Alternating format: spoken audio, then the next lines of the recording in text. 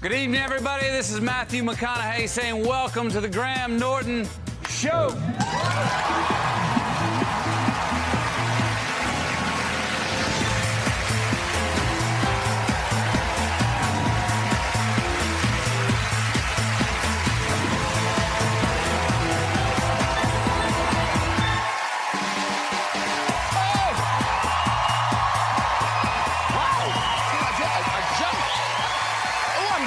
I'm very keen. Hello! Good evening. Yes, yes. Thank you. You're all very welcome to the show. Oh, so many great guests for you tonight. I tell you, my sofa is going to be like Theresa May in Parliament this week. Totally stuffed. I'm a God lover. On Tuesday, the Prime Minister managed to lose 3 House of Commons votes in the space of an hour. An hour. In one of the debate things were so bad, she actually received fewer votes than Noel Edmonds. Yeah. At least he had the good grace to leave. By the way, did you know this? I only found this out this week, that after, you know, I'm a Celebrity, after they make them eat those disgusting things, they have a way of getting the celebrities to vomit. All right. That would work, wouldn't it?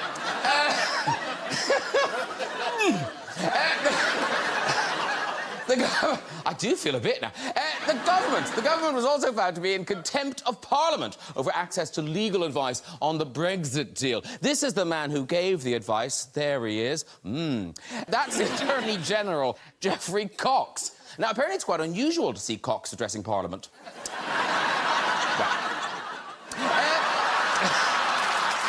Let's get some guests on! Single by Ronson featuring Miley Cyrus. I know. And they're going to be chatting as well. But first, he's one of our most loved chefs and restaurateurs. He's published 20 best-selling cookbooks. Here to tell about his latest, Jamie Cooks Italy. Please welcome Jamie Oliver. Woo! Hello. How are you doing? Nice to see you. Have a seat, too. Yeah, it is that time. It is that time. She's an Oscar-nominated actress, pop sensation, and one of Hollywood's hottest rising stars. Now she's saving the world in the new action movie Bumblebee. It's Hailee Steinfeld! Woo!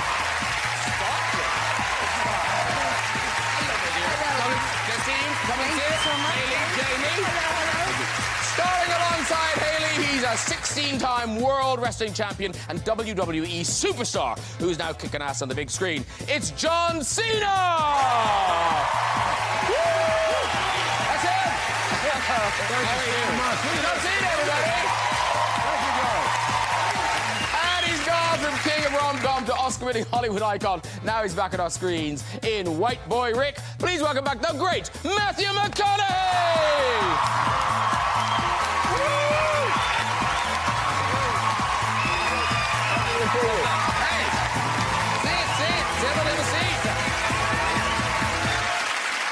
Welcome, everybody. Hello, how are you doing? You good? Yeah, very good. Yeah, you all look well. You look happy. Yeah, it's all good. Yeah. You were telling me backstage I'm the only one that didn't get the memo about the Well, I did. Is it Dress Down Friday? I don't know, but apparently it is. McConaughey household.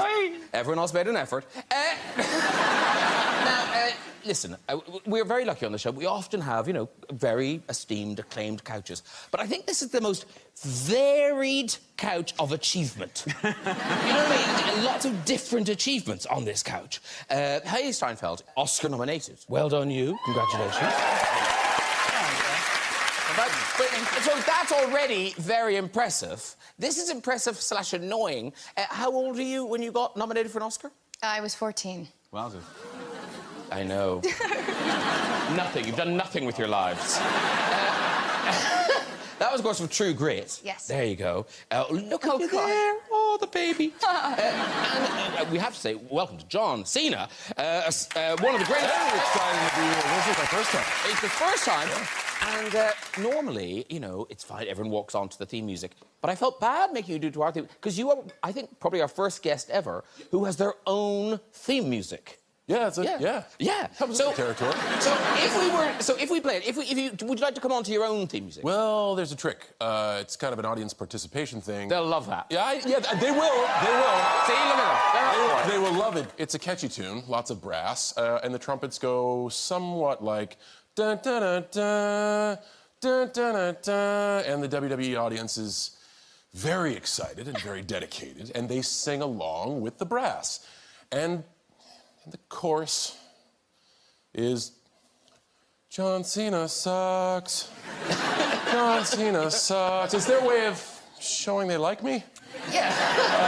So are we gonna do this? Yeah, let's do it. 1, 2, 3. John Cena sucks. John Cena sucks. Thank you. I think we're warmed up. Let's do this. Okay. Wow. Okay, here we go. Ladies and gentlemen, please welcome WWE superstar John Cena! That's it. John Cena sucks! Here we go. John Cena sucks! John Cena sucks! John Cena sucks! Hey! That's my life in about 20 seconds. That's your intro song. Over the ring? Oh, yeah. And tens of thousands of people will say, John Cena sucks. So every night, go out with a smile on my face and told I And the suck. more you put your hand in, the louder they get. Oh, man. Yeah. Yes. Oh, man. Yeah, even in the reverse, too, if you act like it doesn't get to you, they know they're getting at you. There's no way around it. And talking of music, this is such a bizarre thing. Matthew, one of your standout performances in The Wolf of Wall Street. You're amazing. Now, you've talked about this before. What would you call the beating, the humming beating thing? I'd call it awesome. Yeah. So the humming and the beating has now been sampled. It has been sampled quite a few times. Yeah, I hear it a lot. It's sampled on this dance track. So this is your Wolf of Wall Street thing in a song. Here we go.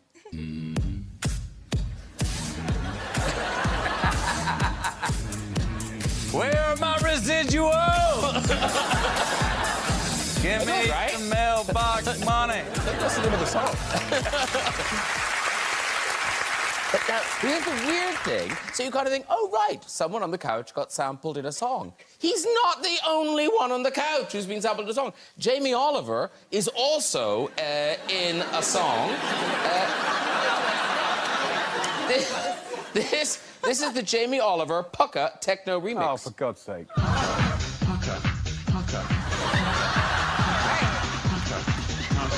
Which part are you doing? Garlic and lemon. Oh, yeah. Garlic and lemon. Oh, garlic and lemon. Oh. It's good. Garlic and lemon. Garlic and lemon. Oh, yeah. Oh, yeah. Christmas, your house. Well, yeah. Parker. Oh, dear. Is that real? That's all. Oh, we didn't make it. No, that's real. Who does that stuff? I don't know. I rather enjoyed Are it. there people actually... Do people club to that? Maybe they did. I'm not sure they did. The moment may have passed. Yeah. Now, we're going to start tonight with Bumblebee. This stars Hailee Steinfeld and John Cena. It's previewing next weekend, and then it opens everywhere on Christmas Eve. And even with the poster, you can tell this is a Transformers movie, but this is a kind of origins movie. It goes back, right? Yeah. It does, yes. Yeah. It takes place in the 80s. It precedes all the Transformers films that we've seen and love. And it's the origin story of Bumblebee, so we get to really see where he comes from and how he becomes what we know him to be. And you're a young woman who kind of bonds with Bumblebee. Yes, so I play a character named Charlie Watson. She's turning 18. She's working a dead-end job to save up for a car because a car in her mind and in most people's represents independence and freedom.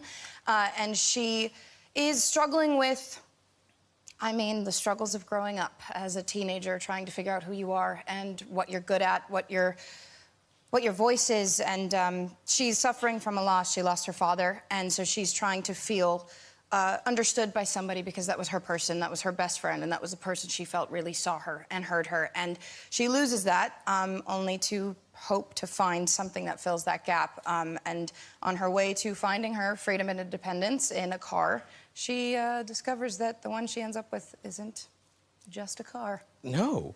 And John, your character is quite ambiguous. In wrestling terms, are you more of a baby face or more of a heel? You have done your homework, sir. Look at you. Google works here. My goodness. Okay, for those not playing inside baseball, a baby face is a good guy, a heel is a bad guy. And in this movie, I am both a heel and a babyface. Oh, that is true. That is true. We see all sides. Indeed. Yes. This is a clip. This is the two of you and Bumblebee in action.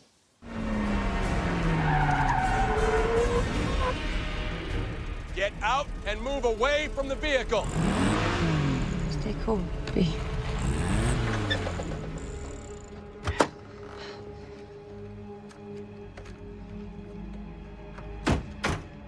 What's going on? Hey! Stop it! Weapons now! Take it down! Run! No, don't run! Do not run! She ran. Good. That thing looks so real. The Bumblebee, you really forget. It seems crazy that thing isn't there. Presumably it's not. At all. It is not there at all. Not in the slightest, unfortunately. Yeah, the cost of a Transformer minus CGI is about $7. It is a long piece of PVC pipe and a tennis ball. But they've done an amazing job with it. They really have. Fantastic. Yeah. And this is set in 1987. So, Hailee, what were you doing in 1987? Well, no, I wasn't born yet. So yeah, this little dive back into the 80s, I had some interesting conversations with my parents about their experiences in the 80s. John, I've heard quite a bit from you about the 80s. You were only 10, in fairness. 87 was a tough year, dude. As a young boy growing up in New England, 87 was a tough year. Red Sox just got whooped in the World Series by the New York Mets. New England Patriots got their keisters kicked in by the Chicago Bears. That was a whole year of me walking with my head down. These were dark days. Yeah, and you want to bring it up like you were only 10. 87, man. 87. But I like that, Hailee, in this film, you were using props that, honestly, to my mind, was just like, oh, yeah, that's a thing. But you were dealing with things you'd never really seen before. Yes, I had to be shown how to use a Walkman. There were other items that I came across that I tried for a moment to act as if I knew what it was, but I didn't get away with it for long without asking. But I do have to say, our director, Travis Knight, as a child of the 80s and a fan of the toys and of the movies, he really not only brought to life this incredible world of the 80s that feels really authentic. He created a space for me, and I never felt like entirely out of place in any way. It was really made so that I could step right in and feel right at home. But John Cena now, this is a weird kind of, almost like a link to Bumblebee, because when you were starting off in wrestling, you had a persona that, am I right, was sort of half man, half machine. Was that the idea? Yes, that's correct. Yes. This was prototype. It was awful. Yeah, so you want to try to find a persona, or here's some more inside baseball for you, a gimmick. Oh. Where it describes you as a character, so like when you walk out, people notice you, and you can describe your character. But these are not gimmicks. This is real. Well, I mean, if they work, yes. But you it's a trial and error process with a lot of errors, and my first try was the prototype, which was half man and half machine, and 100% crap.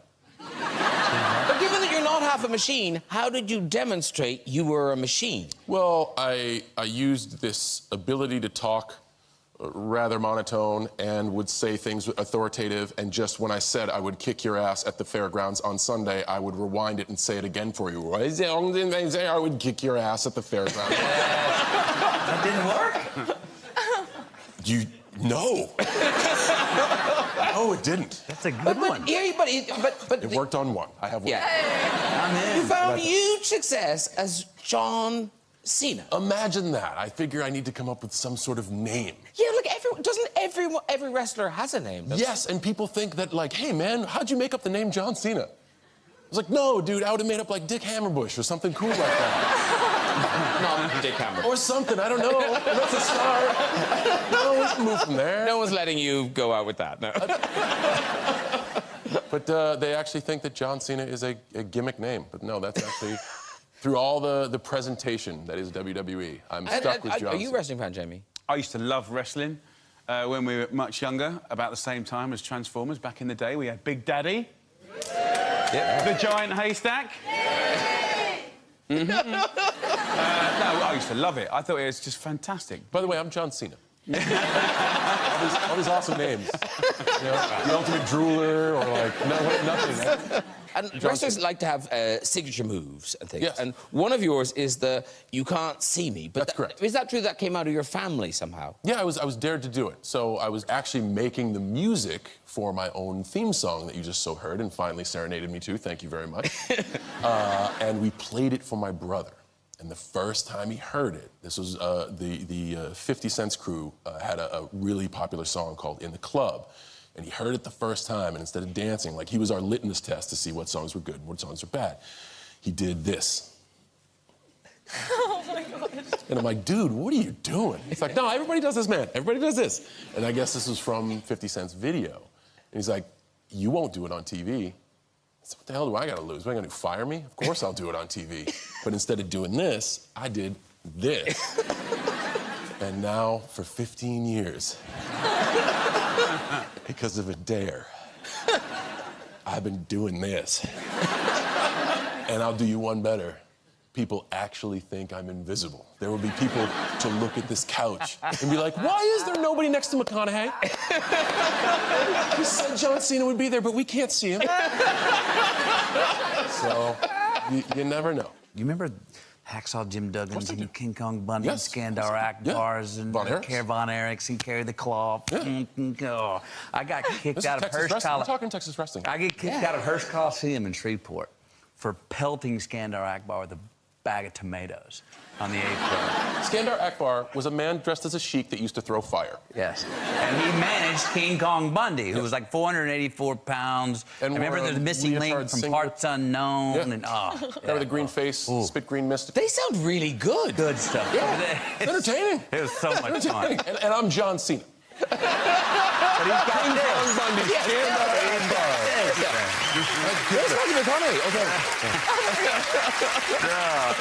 Listen, we'd like to move on to Matthew's film. The film is called White Boy Rick. It opens tonight. This is a tough tale. Yes. It's based on a true story. So you play Rick Sr. Rick Sr. This is a story about Rick Jr., the young man who plays my son. Richie Merritt. Richie Merritt. True story. This was the youngest informant in American history. This is in Cleveland in the 80s. And the FBI came to him to be an informant and help trying to bring down these dealers and track where the money and how far up the political ladder it went in Detroit at this time. Well, if you're going to be a good informant, trying to bring down dealers, you need to be dealing yourself. So he was 15. He gets busted by the state. And at that time, it was a 600-gram law, which means if you get busted with over 600 grams, you go to prison for life, even at that age. And obviously, he and his dad go to the feds, who had him as an informant, and said, do you have our back? And they could neither confirm nor deny that he was an informant, and he was in jail for just over 27 years, and he got out 4 months ago. Wow. Really? Yeah. I mean, and this father, I've heard you in an interview say that this is the character that's furthest away from you. Yeah, well, in the fact that this guy is, I mean, I've never, this role's my sad country song. I've never, what I mean by that is, Mama got run over by a train the day I got let out of jail. It's like bad luck on top of bad luck. This guy is a loser.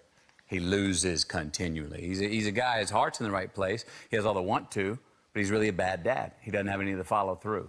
One of those fathers, one of the first things that gave me a track on the guy is we all know those fathers that want to be best friends with their children at all times. And it's usually not the best recipe for raising a child that's ready to go out into the world. And this was one of those fathers. He couldn't lay down consequences for his children. And there was a lot that he and his family had to pay for that. And listen, we've got a clip.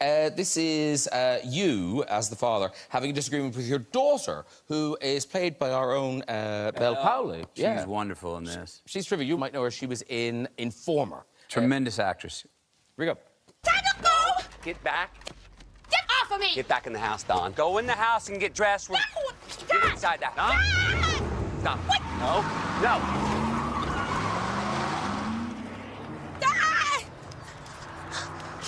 Ah, Christ. Keep going. I got it under control. You don't need to stop the car, Pop. Everything's fine. Don't get out of the car. Everything is not fine. A man just ran out of your house almost against my Imperial. You don't have a goddamn thing under control. You're not gonna let her talk to you I'm like going to the that. goddamn house. I Oh, got for this under Christ. control, all right? It ain't under control. Ray, stay out of it. Looks like Richard's having a bad day. No, Ma, I'm not having a bad day. My son and I walked into the lion's den this morning and walked out with the golden fleece. Ain't that right, Ricky? That's right. That's right. You're pathetic! Both of you! Hey, put some clothes on, will ya? We're going for custard. So, yeah, it's a little romantic comedy. Yeah. Now, obviously, somebody played your mother there, but your own mother, I know she likes to visit you on sets. Did she visit you on this set? Yes, she did. Yeah, because, well, there's your mom. A lot of families like to visit sets because they get to take pictures of people and it's fun. But your mom's like hustling when she gets to the set. Absolutely. Yeah. Now, my mother, you know, she says she wants to come to see me, but we already had that discussion. Mom, if I was an accountant in Chicago, you wouldn't want to come see me. Would you? No, I wouldn't, because what do I want to do, son? I want to get in that movie. And she's been to all my sets, and she's persistent, and she has a pitch that she's not gotten tired of, that she continues. She's 86 now. Then she comes to me and says, who's the person on set that can make it happen? Who's the one with the money? And I'll go like, that guy. And I've learned to send her to the wrong people sometimes. But even then, her pitch is this. Okay. Remake of The Graduate. What? What's so funny? What's so funny? No, it's a great idea. Look, I'm the Anne Bancroft character. Matthew is the Dustin Hoffman character. And what does everyone right away say? Wait a minute, that's pretty bent. And she's immediately like, oh, knock it off. I've seen it before. It's not that big of a deal. She wants to do a remake of The Graduate. She started off wanting to just do Golden Girls. But that didn't happen, and now she wants to do a remake of The Graduate. And she wants me to be the Dustin Hoffman partner. Yeah, there's someone make some green Freudian list. stuff in there. Right, right? Everybody said, I'll think about it. You know what? No. Oh, but... Okay. I mean, it could kind of work, but I don't know. But she was kind of responsible on setting you towards your path of stardom. Didn't she enter you in a competition when you were quite young? Well, yeah, she entered me in a lot of competitions. It's kind of part and parcel to the same woman who I just explained to you. There was one competition, it was a poetry competition. And, well, there's poetry competition, there was Little Mr. Texas. Let me just tell the Little Mr. Texas one. This is the same woman, you'll know exactly We've what got I a mean. picture of you as the Yes. Mr. Texas. So this picture, there I am. Little Mr. Texas, right? She tells me, at 8 years old, 1977, you won Little Mr. Texas. So I was Little Mr. Texas. Until about 26 years old, how many years is that? 18 years later, one day, I've got the picture, and I decided I'm just going to zoom in on that trophy. Can you zoom in on that trophy? No, we can't, I don't think. Well, anyway, it says runner-up. It says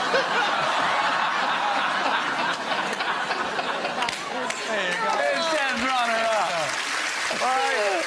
And it's same lady. I enter a poetry contest, and I write a nice poem. I think I show it to her. She goes, yeah, that's not bad. Go try again. I go back in the room, try again, come back. She goes, that's not bad either, but here, have a look at this poem. And I look at it, and she goes, isn't that a good one? And it says, if all that I would want to do is be to sit and talk to you, would you listen? I think it was E.E. Cummings. And I was like, yeah, that's a good one. She goes, you like it? I go, yeah, I like it. She goes, then it's yours. I go, what do you mean? She goes, well, you understand it. It means something to you. Therefore, it's yours. And I go, well, what are you saying? She goes, write that. And I go, and sign E.E. Cummings. She goes, no, you can sign it because you understand it. I won the contest. Yeah, she's a bit of an outlaw. Don't try this at home. Now, Jamie, you were born into this. Like, you're like Jesus. You were born in an inn. I was born in an inn, yes. Because your parents, they ran a pub. I still do, 43 beautiful years later. Wow. In Essex. Yeah.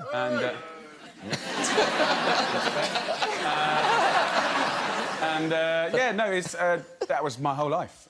Growing up in the pub, Locals, I still think the pub is the most democratic, brilliant place on earth. Everyone's welcome. I learnt a lot about people. That was my real school, I think. And it kind of runs in the family because one of your grannies was a publican as well. Yes. And then your other granny, was it Granny Betty? Yes. Now, is Granny Betty still around? No, sadly, she left... Well, both have sadly left us now.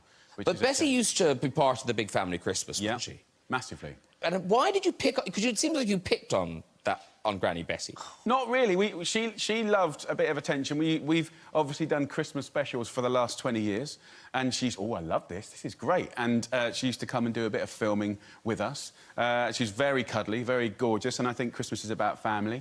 But, you know, she used to come and stay with us at Christmas as well. So this is a brilliant thing to do. So do you have Christmas crackers in America? We don't, but I just found out what they are. Good lad. Oh, is it the same one? It's not a euphemism. Well, I mean, it depends. OK, so you can make them yourself. You can get the type that you hold on to and yank. Yes. Something fun comes up. Christmas cracker? Yeah. Hayley's mind is going crazy now. I'm really trying to follow here. So a Christmas cracker, you put on the place setting of what you would call the Thanksgiving dinner, which we call Christmas dinner, and you have the cracker. It's basically an empty toilet roll with another empty toilet roll. It's really weird, actually, when you think about it. Cut in half, and then you wrap it up and tie a little thing, and, of course, it looks beautiful. Right. And then they thought to make it a bit more fun in the 60s, they put a cap, you know, from a cap gun, so when you pull it, it goes... Psh! OK. And then you put a joke in there, and you put a present in there, and a hat in there. It's normal, right? Yeah. So what I like to do... Inside the toilet roll? Wow. Yeah. I mean, I'll show you It's not later. a big gift, Matthew. It's not, you know... But all of the crackers, even the posh ones, have rubbish gifts. And I personally think the jokes are rubbish as well. So I have this thing called Hack the Cracker, which is brilliant because you can kind of strategically look around the table at all the characters, and then you hack into one side of the cracker, you pull out the joke, you pull out the rubbish toy, and then you can procure toys that make people feel good or bad about themselves. Right? So, in the case of my nan, she just got a new boyfriend after losing my poor granddad, and many years later, though. And I went into Boots and I got an empty packet. I said, can I have an empty packet of Viagra, please? And they went, yeah, please. And they went, so I got a pack. They were very helpful. And then I got some Smarties and filled them up, put them in there, bang them in there, and then and wrapped it up, Christmas Day, put the name on the cracker. She opens it, present comes out, Viagra, boyfriend next door. Her face was like... I went, Nan, don't worry, it's only Smarties. And she went, oh.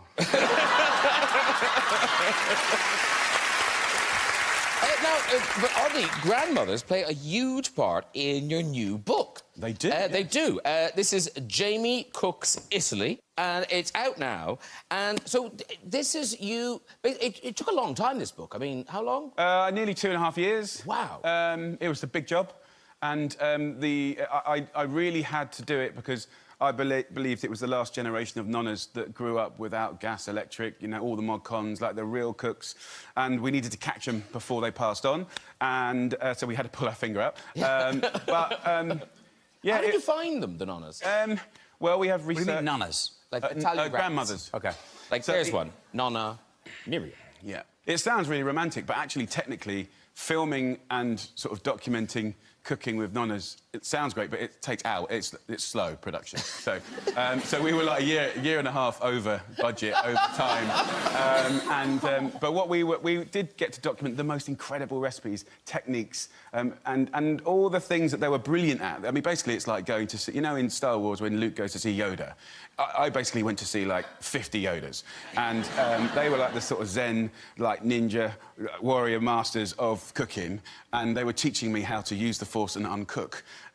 And what that means is, like, we're trained to cook proficiently, and they're like, no. Yeah. This is how we do it. We crack it, we rip it, we tear it, we get amongst it. And actually, the nonnas were answering a lot of the questions that we talk about in the press today. Waste, nutrition, taking a little a long way, you know, cooking on a small budget. They were brilliant. Because it strikes me, you know, because there's some really ambitious things there, but there's, you know, more basic things like pizza, say. You know, did they teach you kind of new techniques or new ideas about simple things like that? Yeah, because a lot of it is about simplicity. So there's stuff that you can put together in 10 minutes, but you slow cook it over the day, like 6-7 hours, and it's tender and delicious. There's versions of what we would call the bolognese in different shapes and forms that would just blow your mind. Then we're in the north and we're meeting the people who are now 85 that used to pick the rice for the risotto, and we learn all about the risotto. And then quick salads, quick pastas, and of course you've got the pizzas in there. But really, I think I learned a lot about soul and what not to put in, you know, about restraint. The most important ingredient is restraint. And I'm sure it's the same in acting. It's sort of maybe what you don't say than what you do. I don't know. It's about being confident and working with what you got. Because, John, I know you certainly were a big fan of pizza. Is it called Zeppe? Zeppe? Zeppies. Zeppies. Zeppies kept me alive, man. Yeah. I mean, for real. They kept me alive. Because what, you were working in a bar? I was doing any job I could to make any money I could, and I was bouncing at a bar next door. This is a strip of stores on a beach in Southern California, and I was trying to just get by because the cost of living out there is atrocious. And the place next door was a deep dish pizza place called Zeppies, and they ran a promotion. If you could eat a 12-slice deep dish pizza in one sitting, you get it free, and you get a coupon for another pizza. After a week, I put them sons of bitches out of business. They stopped the promotion halfway through the week and literally closed down shortly thereafter. Oh, did you really close them down? Yeah, I was, for about a week and a half, I was the Zeppies pizza eating champion, thank you very much. Yes, you're damn right. Damn right. Very good. I just wanted to ask you, you're still wrestling, like you're still in tip-top condition. Yeah, my next match is December 26th, Madison Square Garden. Oh, my God. Wow. Yeah, for the holidays, I'm going to see Bumblebee like 200 times, just like everybody here. Yeah. And then right after that, I'm going to WWE. Wow. Yeah. But now, I've seen you do a thing, and like, you're in a suit, but can you do it? The deadlift thing. Yeah, hold on. It's space. Come here. No, no, no, wow! It's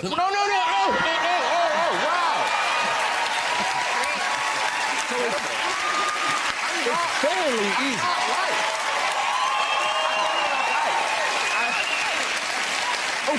Oh, no. Don't now slam me on my back. Yeah, so the takeoff's easy. No, I'm so the holding landing, my goodness. No. So we're going to set you down gently. Yeah, thank you. I'm an elderly gentleman. And a good sport. And a very good sport. But let me tell you something. December 26th in the Madison Square Garden won't be so gentle. They can't see me. You found that so... Like, that was ridiculous. That was weird. That was like a machine. Amazing. Right, it's time to meet my next guests. One is a 5-time Grammy-winning record producer, and the other is one of the world's biggest pop stars. Please welcome Mark Ronson and Miley Cyrus!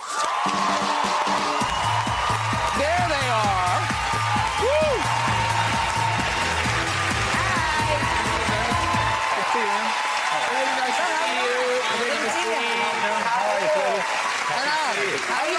Nice to see you.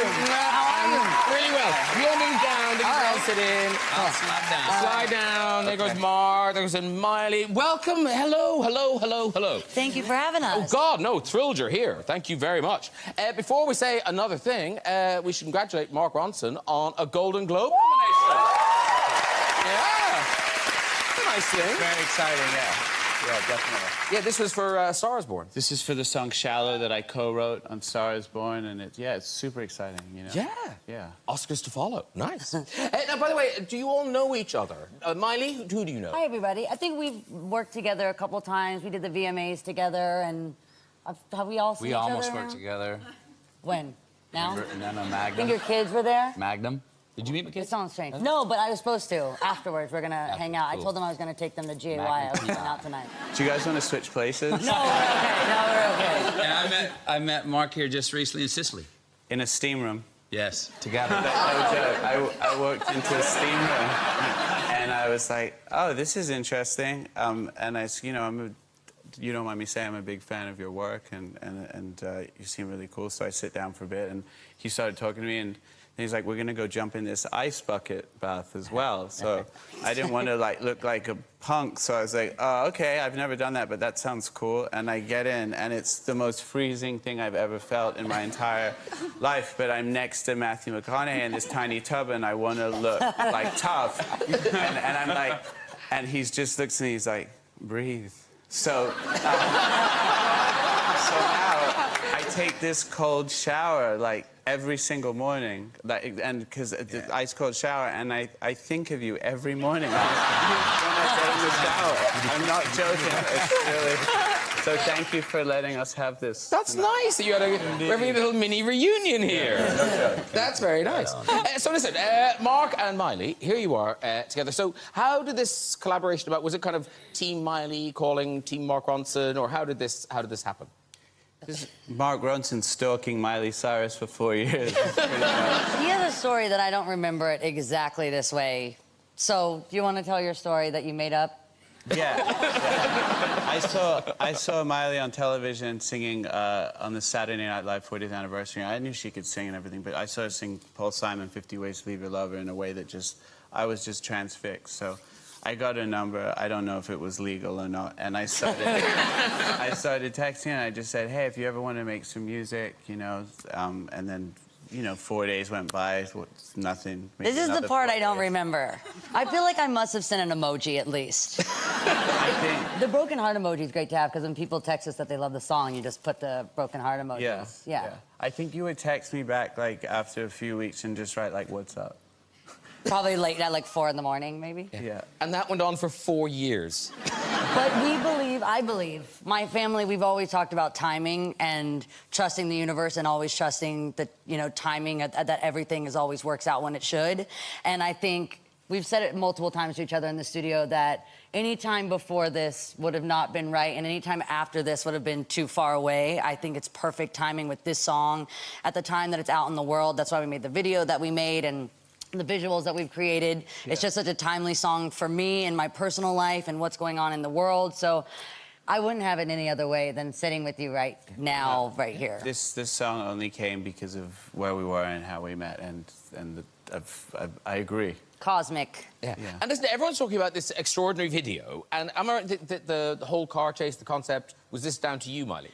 Well, he was very trusting. I had this idea originally of, we have worked with each other on multiple songs on my next record, and we worked on this song for Mark's new album, but we didn't know what was gonna come first. Oh, we're gonna watch it? Well, a little bit, yeah. There's some old ladies kissing in the hot tub. It's all crazy. But the budget on this thing, I mean, this is like a movie. That's what we wanted. Well, I had this idea of, like, for the music that we were working on, is having this idea of putting a car in places that it shouldn't be and putting it inside a living room, inside a club. And then when me and Mark decided that this was the song I was gonna use kind of coming out of my, you know, blackout, and for his new record, his first single, and we thought, what is actually heartbreaking to us in society every single day? I think it's waking up to new devastating news of violence and judgment and hypocrisy. And so to make a video that's, again, like I said, it's very timely, and it's about a deeper heartbreak than just losing love in a romance or a relationship, but what really breaks us apart, you know, every single day. Well, listen, your car awaits. We might have to pay waiting if you don't hurry up. So if you'd like to make your way Yes, please. over, You want to? Let's go. Let's do this. Okay. There we go. Very good. So, performing Nothing Breaks Like a Heart, it is Mark Ronson featuring Miley Cyrus.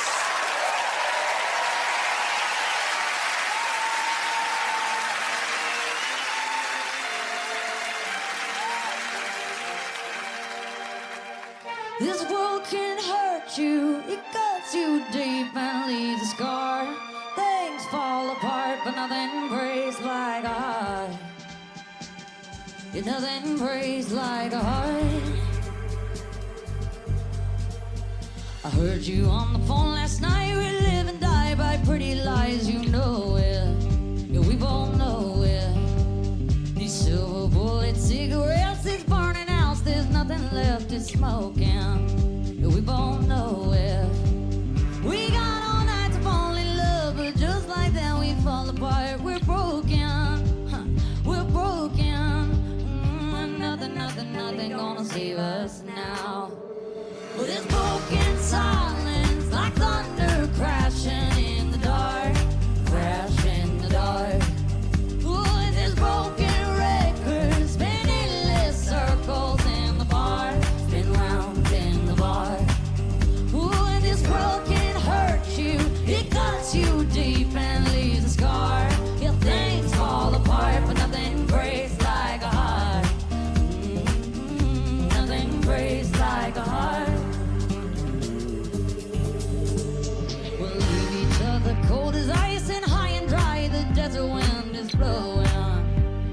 is blowing. Remember what you said to me? We were drunk in love in Tennessee, and I hold it, but we both know it. Nothing gonna save us now. Nothing gonna save us now. Ooh, this broken silence, my thunder crashing in the dark, crash in the dark. Ooh, this broken record spinning less circles in the bar, spin round in the bar. This world can hurt you, it cuts you deep and leaves a scar. Yeah, things fall apart, but nothing breaks like a heart. Nothing breaks like a heart. Yeah, nothing breaks like a heart. Nothing breaks like a heart.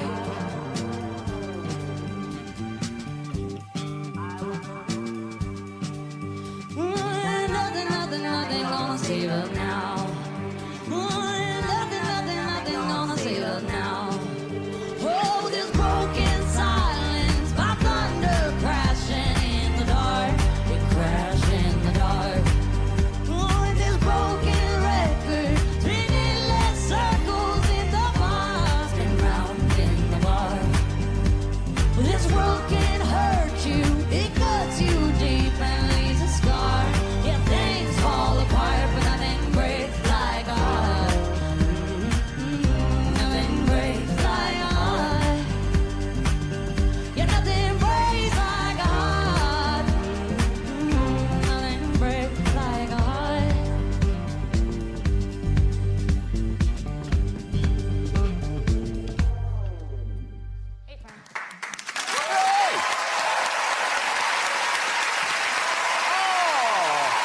Mark Ronson with Miley Cyrus. Come on back, dude.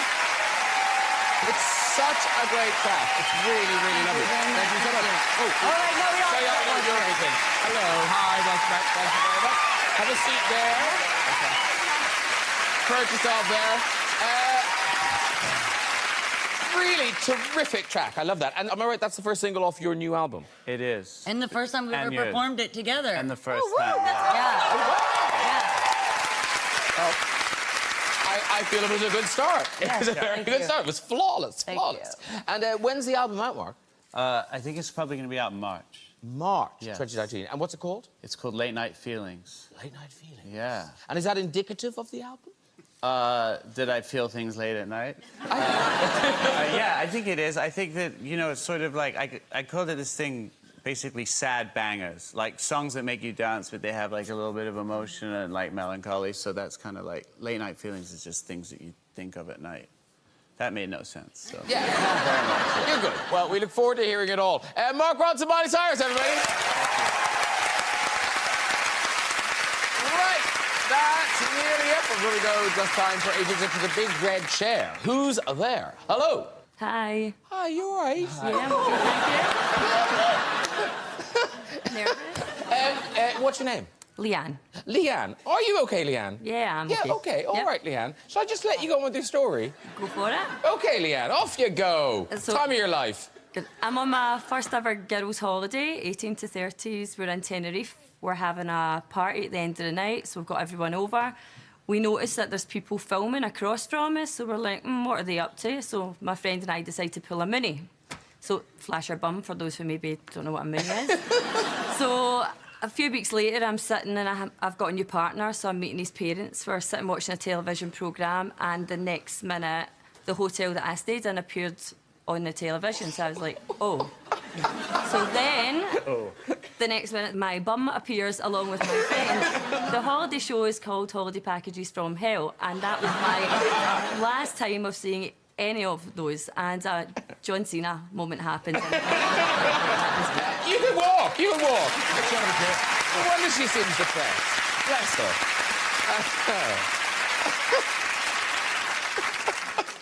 The horror of seeing the hotel and going, wonder what happened. Okay, who's up next? Who's up next? Hello. Hello. Hi, what's your name? My name's Mark.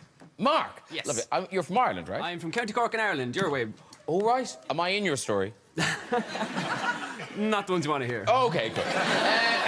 Off you go with your story, Mark. I injured my foot in the summer, and it was really, really badly damaged. And I said I'd just leave it, but it never healed.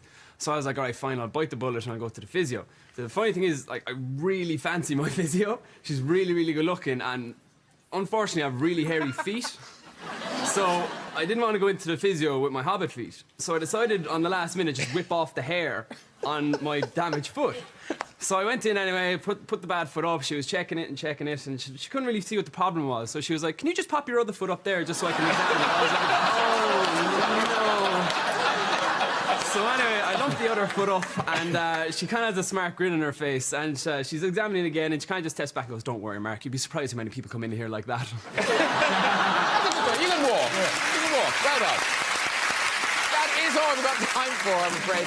If you'd like to go in the chair yourself and tell your story, you can contact us via our website at this very address. Please say thank you to all of my guests tonight. Mark Ronson, Miley Cyrus, Jamie Oliver, Hailee Steinfeld, John Cena, and Matthew McConaughey. Join me next week with Supergirl band Little Mix, Top Comic Bill Bailey, Strictly Judge Dame Darcey Bussell, and Aquaman himself, Jason Momoa. I'll see you then. Good night, everybody. Bye-bye.